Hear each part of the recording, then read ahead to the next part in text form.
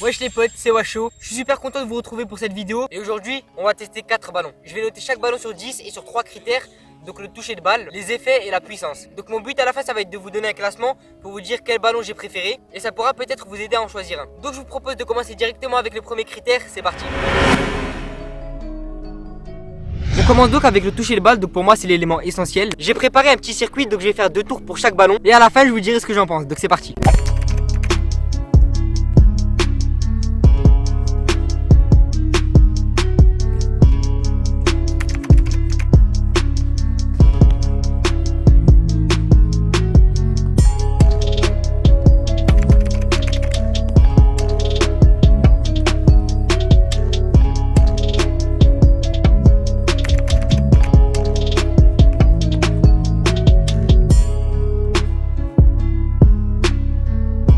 Et voilà, j'ai pu ressentir les touchés de balle pour chaque ballon. Donc je me suis fait mon avis et juste avant de vous le dire, je vais vous donner la grande gagnante. Et c'est...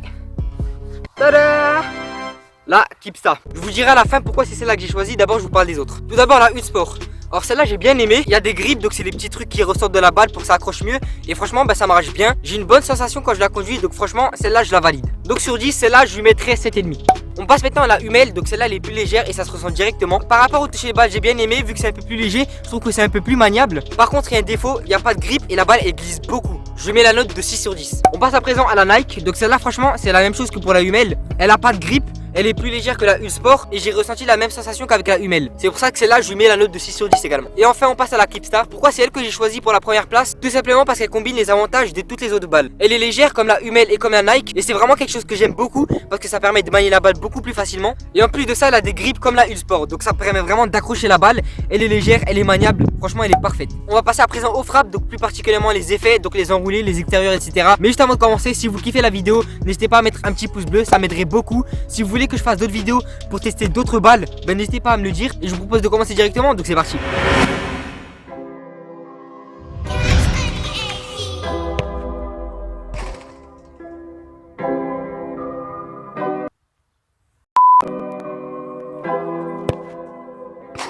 Boy 50.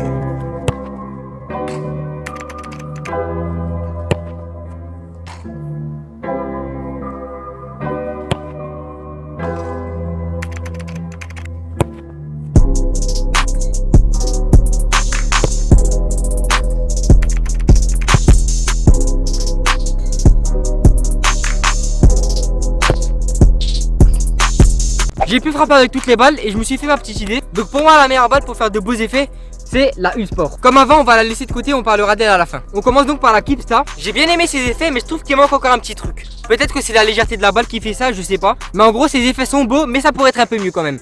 Donc je lui mets 7 sur 10. On passe maintenant à la Hummel, donc je vais vous le dire directement, c'est celle qui m'a le moins plu. La balle ça roule pas trop bien, elle part pas bien, donc franchement c'est pas top. Je lui mets 6 sur 10. Concernant la Nike, alors je pensais que ça allait faire la même chose que pour la Hummel, mais en fait non, j'étais surpris. Les effets qu'on peut faire avec, ils sont plutôt pas mal. Je dirais que concernant les effets, elle ressemble un peu à la Kipsta.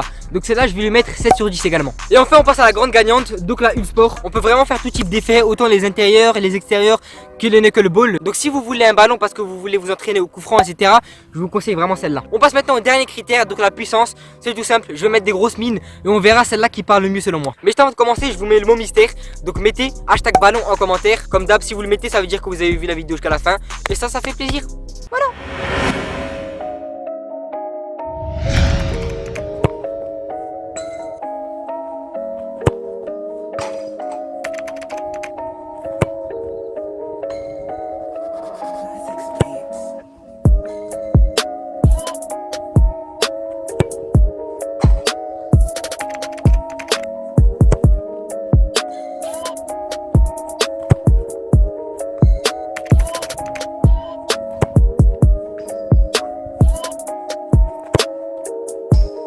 Et voilà, j'ai pu lâcher des grosses mines. Et encore une fois, c'est la U-Sport qui gagne. Décidément, c'est vraiment la balle pour les coups francs. Il y a les effets, il y a la puissance, c'est parfait. Je vous en reparle un peu après, passons d'abord aux autres. Premièrement, la Kipsta. Donc celle-là, elle part vraiment bien.